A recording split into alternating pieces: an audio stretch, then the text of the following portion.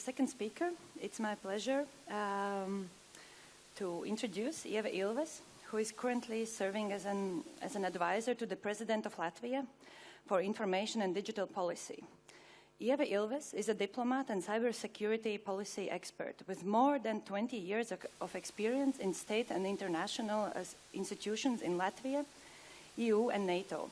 She holds a master's degree in political science from the University of Latvia and Johns Hopkins University in Washington, D.C.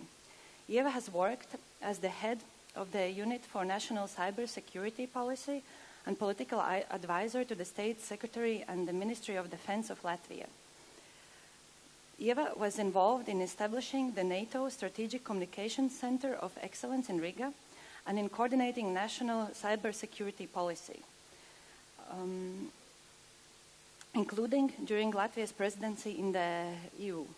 She is a founding member of different non-governmental organizations, institutions focusing on the issues of security, democracy, and human rights. In 2016, she served as First Lady of Estonia. The following talk will be about architecture of the virtual world, identity, privacy, and safety of a digital citizen. Please welcome Ieva Ilves.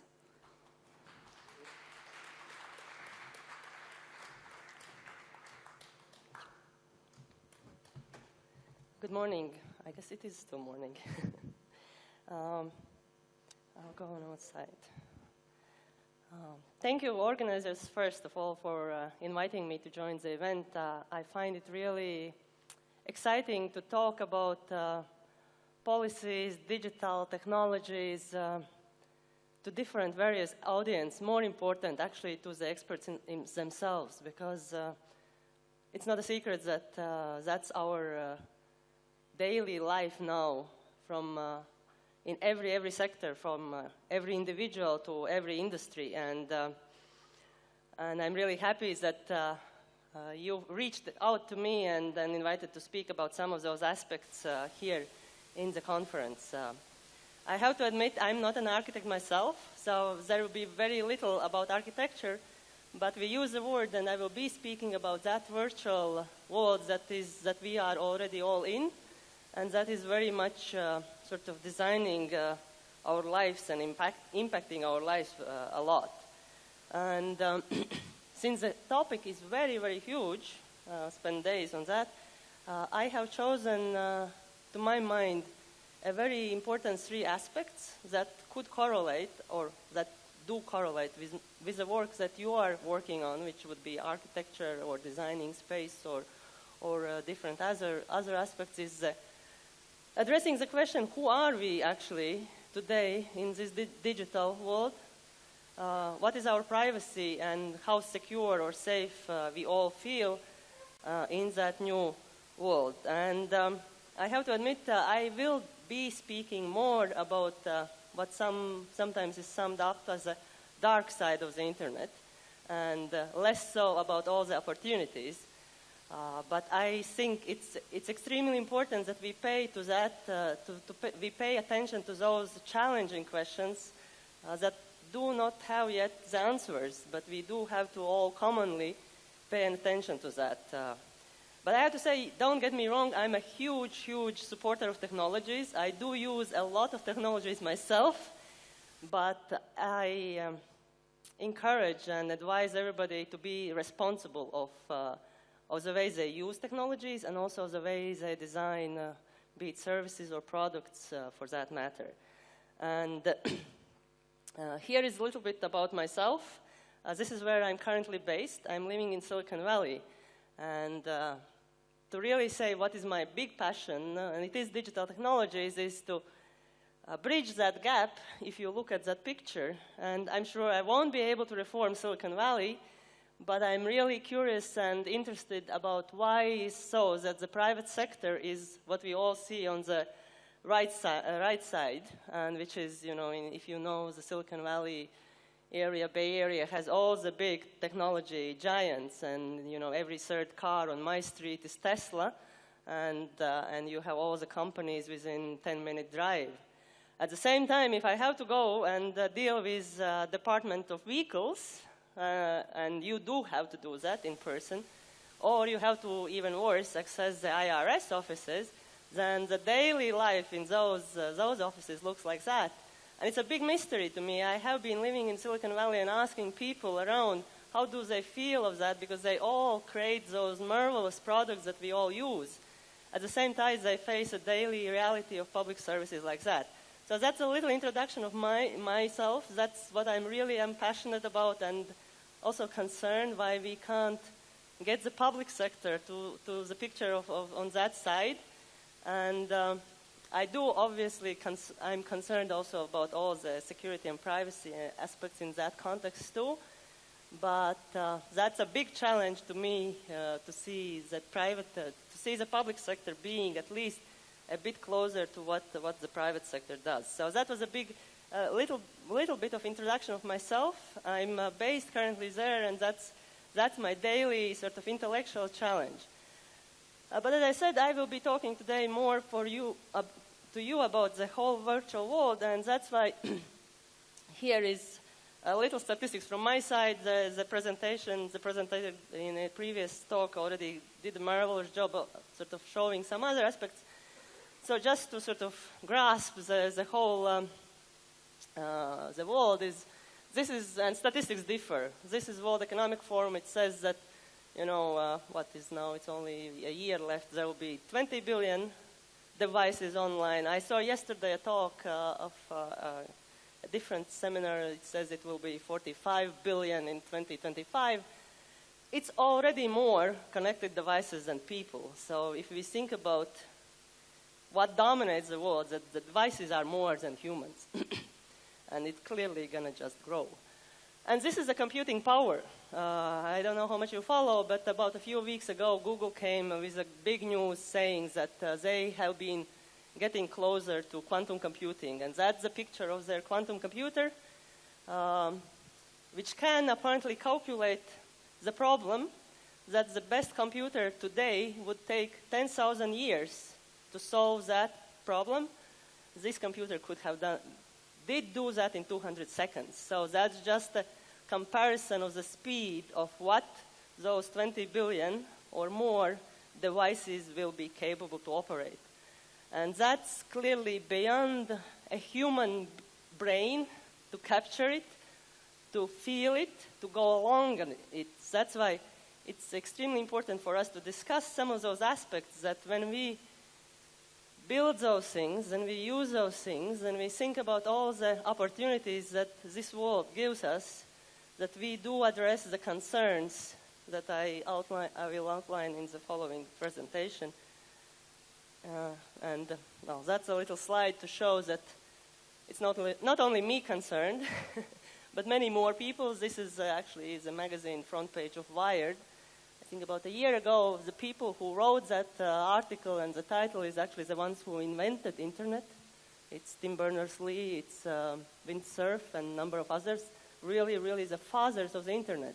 And I had a privilege to meet those people a couple of times in person.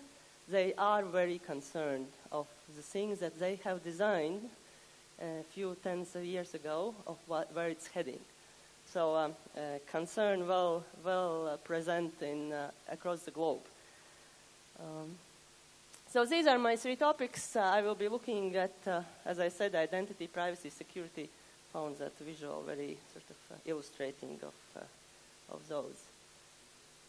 So a little bit about identity. That was the hardest topic for me to formulate. And I think it is a huge challenge in multiple layers. I probably won't be able to address them all, but what strikes me is that when internet was built, and on top of that multiple other services, mostly known, of course, for that matter, social media, but a lot of others too, were supposed to bring us all closer together. It is supposed to make things better for all of us, and we all should have been a very nice, big community, living together, sharing, being well informed, being all connected, living in one big public square. And unfortunately, for the last few years, the news and the feelings around the globe, and I think also here, is that it's actually on contrary. People are steering towards more radicalization. They are becoming more extreme. The information on the internet dominates to be more extreme. People lock themselves more into bubbles, what is called bubbles, in the smaller communities. And actually, we are not becoming all one big, nice community living close together, but we actually are becoming we are driven apart. And that's a great concern, because that, in a way, erodes our whole society. It not only is a social information space, where we kind of don't find more touching points with each other, but rather defined against each other. And it's clearly driven by algorithms. I mean, algorithms have found out that emotional information is the one that keeps people into the screen. People staying in a screen is a business model for companies providing services, because that's how they calculate the marketing revenues, or that's how they get ads. And so it's a very long pattern that actually drives us to be apart more than actually be together. On top of that, internet and social media and being online also distorts very much of defining who we are and finding our self-identity. It's a lot of research and a lot of analysis to figure out actually what is anymore our identity, and if us there in that virtual world are actually those people who we are in reality. Do we even know anymore whether we are more like the ones we pretend or the social network imposes on us, or we are really ourselves? The question of identity, of where do we belong and how we feel and how we recognize our inner self, has become even more complicated. And probably not many people in daily life would think about that. But when we think about building common space, when we think about building our communities, building our societies, states, that becomes a very troubling aspect, because it limits. If people do not find touching points with each other, if they do not have bonds with each other, there's very little social contract, so to say, of acceptance, how we will be coexisting together. What are those terms of agreement that will unite us and where we will cohabit for the sort of better future of our community? So the question of who we are on a digital age becomes, because of algorithms, because of sort of dominating impressions on yourself, complicated.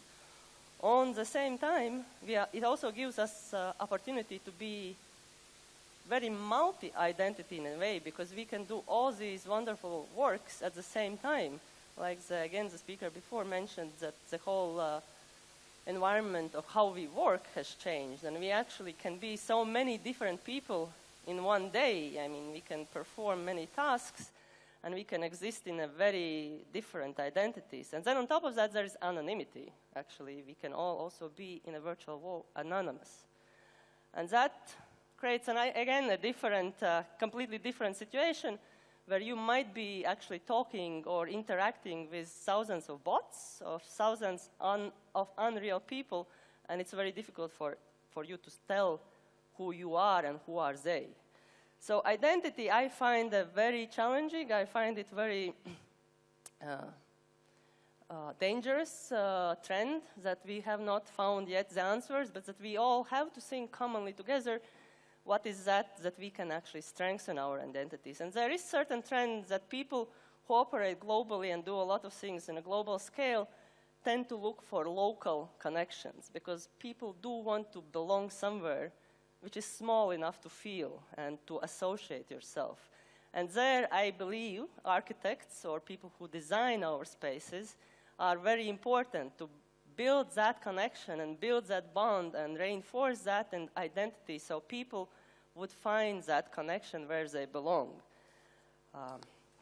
At the same time, I can't skip the little moment of identity from a different aspect, and which is our virtual identity when we do deliver services or we do build the products. Products including, I imagine, smart houses, smart technologies, be it smart kitchen, smart fridge, anything that will be in future smart in our daily lives will require identity.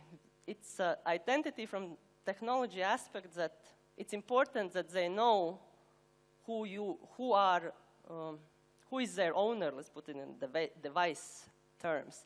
It's important that it's me who turns on fridge or turns it off, not it's my neighbor, or not to speak about some people who want to harm my let's say, about my household. And so identity, when you build and design products and services, is important that is developed in a strong manner. It's important in individual levels too. It's important that you, on your daily life, when you use email, that you use good identification services, because it's important that devices or processes on a global scale knows who you are. You want to know that it's your email that goes out to your colleague or friend, and you want to know that the email you receive is yours. And so when I speak about secure identity, which exists in the world, you have to think about multiple layers. Currently, it's like two-factor authentication, which is something that you own, and something that you own is usually a password, but now it becomes a smart IDs on the phones or different other ways, biometrics, your finger, your facial recognition on phone. But it's also something that you know, that you put in data. You put passwords, you put all kind of combinations of other digits, but it's something that you combine and you make sure that identity is really you.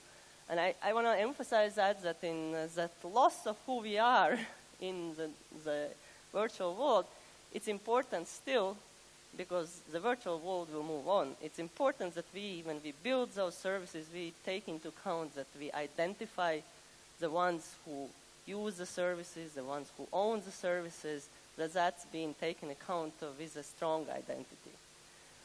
Obviously, the strong identity leads to the next one. Oh, I did skip one. Am I missing slide? Okay. Yeah, I think this leads. I apologize.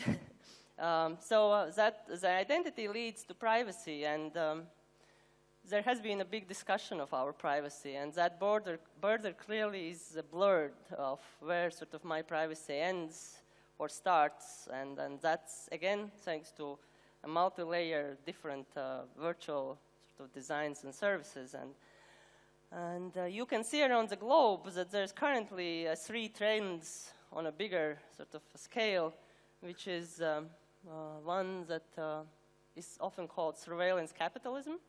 That means that all the private services that have been built, like social networks, Googles, Amazons, all the big companies, they do have quite a bit of your data, and they do, in a way, surveil you. And they surveil you for the reason to offer you better services. That's how it's at least portrayed. You also have a surveillance state, which is China. And China has clearly chosen that path, and it seems that the society is in agreement, or wouldn't say they have much of choice, that everything in China is surveilled, and it has been building the whole state system. The fact that all the data are automatically read, and you are automatically recognized, and you don't need to use neither your passports nor other documents nor credit cards, but everything can be visually read, the money can be from that moment detracted if needed. I mean, you have scores for how well you behave in public sector, or where you're seen. So that's a really surveillance state. And then there's Europe, which actually is looking very different, especially when you sit in Silicon Valley, you can really see that. Europe is thinking a lot of those options, how to deal with all the challenges, and they do come up with regulations. Regulations is a really bad word in technology world, because it's perceived as something that will stop innovation. Yet there is a growing concern in society and the pressure that people are not anymore capable to figure out themselves where the borderlines of privacy are, where their safety and security is a concern, where the addictions, where the social media penetration in your life.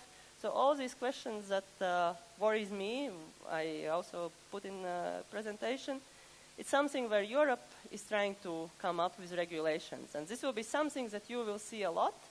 And you will see a lot of that in privacy sector. There is already famous GDPR regulation, if you probably all of you know. I know a lot of you would smile about that because it's not working really great, but I think it's a right step, at least from the point of educating already people and companies that this is something that one has to take into account.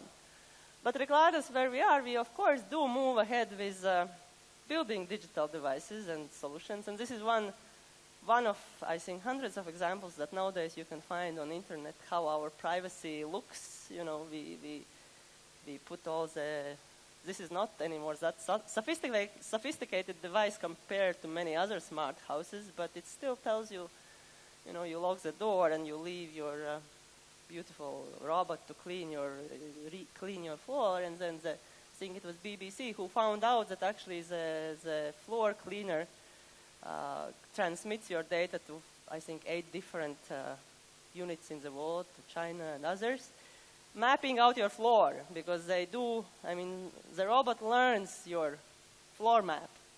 And, you know, you just live with the fact that there are a lot of companies out there that knows your layout of your apartment. And I'm not sure that people know what when they buy and put that device. And I think we are at the level where individuals will not be able to make a conscious decision understanding technology, because technology is so complicated. So from the policy perspective, what I see, we will have to push borders and push responsibility onto those who design products or those who provide services. They will have to be ones who have responsibility of informing their people or clients, understand them, to set the borders so that people can choose. But we are not there yet. We do tend to go for products that make our lives easier without actually clearly knowing what's going behind them. And that very much leads into sort of security and safety in general, because it is a big question between whether we choose easy, convenient services, whether we choose functionality, or we think everything has to be super secure, and thus it will not interoperate, it will not work, and it will be not any more useful. And it is a lot about those decisions that we have to make in everyday's life. And I will speak a little bit of security concern in a bigger scale. This is, again, a very detailed map from World Economic Forum. But the threats, if you see the green threats, these are the mapping of threats that will impact societies. This side is a likelihood, and that one is the scale of impact. You can see that actually everything that is related to climate and nature is really the green boxes, and those are on the top. That's the current concern around the globe. The ones that I have circled are the ones that are related to technologies, and those are pretty much up there too. So the companies and society across the globe, and you know, if you follow Davos discussions for the last 2 years, are very concerned about exactly those aspects of businesses, communities, etc.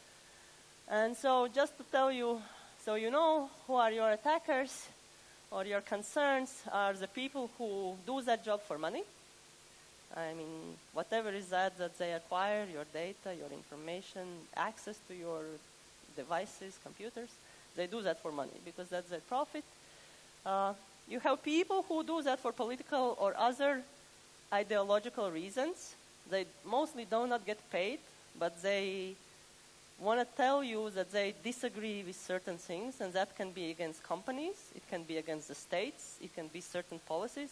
Those are hacktivists, and usually portrayed in this visual. And then you have states who obviously attack others. And the phenomenon of this is that, I mean, states not necessarily attack states. States can attack companies. States can attack even individuals. So the proportionality of safety and resources can be really unfair. And it's also that all these three can be one. I mean, the person he can do everything. It's very common. We have observed that in Russia, that people who do that for money. Sometimes they do that for political reasons, and they also serve the state when needed. So the skills that you have can be used for all these three. So in a way, you face quite a solid interest on the dark side of internet, who for any of those motivations is willing to do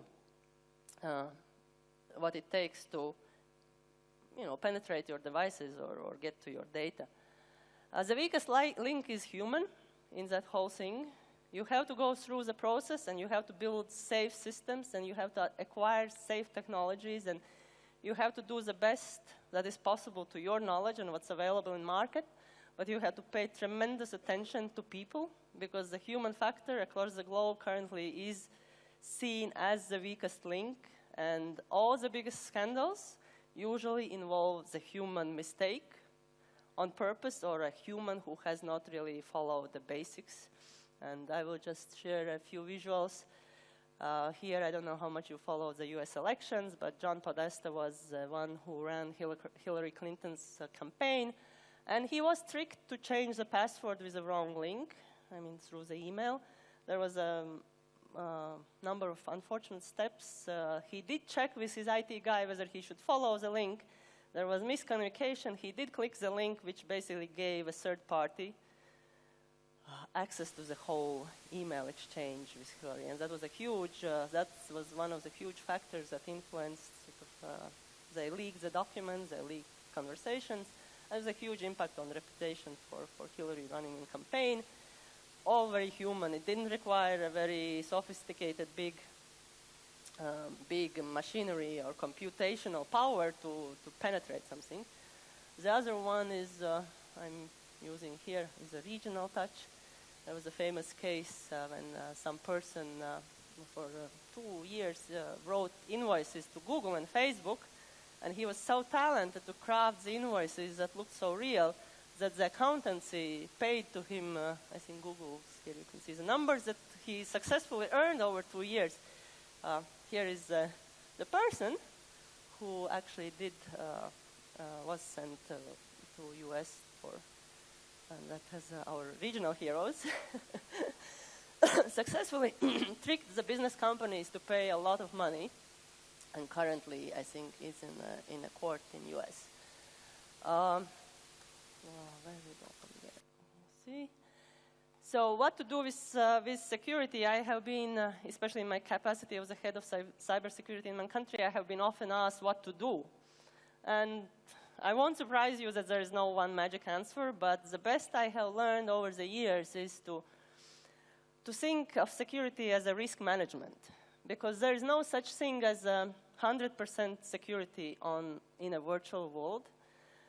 But what it requires for you, and it's in any level, even if a private person or a company or a state, you have to think about through what is the most valuable things in your life. And it can differ for people, it can differ for companies. But you have to decide what is that you want to safeguard the most, and for that part, you have to put extra effort to save it. And that works, and I will tell you why it works. Because for people who are hackers or who penetrate, be it states or companies or others, it's a job. And as with every job, we really look very carefully how much effort it takes. And so you look at something and you realize that this will take, 3 hours extra work to break, versus scanning something else and finding that this will take only 5 minutes. Believe me, people will go for those assets that you can get in 5 minutes, because it's a business model. You calculate the biggest value for the less effort. And even in that risk management thinking, when you have discovered what's the most valuable thing for you, when you have applied the safety guards for those most valuable things, you are already in much better place. Not because you are 100% sure, but the fact that people will not apply extra effort for something that is already guarded, they will choose something that is much easier to access. And also, the people who run serious hacking companies or projects or whatever you call attempts, they will not put disproportionate effort to hack your email. I mean, if you look at the most sort of a big success was the Iranian nuclear power turbine. It stands alone. It has no internet connection. It's very well safeguarded. Still, there were a few smart countries around the globe who did hack it. But that took years. That took a very thorough operation to hack that Iranian turbine. They would not put that effort to hack one's email or, something much more. So you have to understand that hackers put the effort towards the value.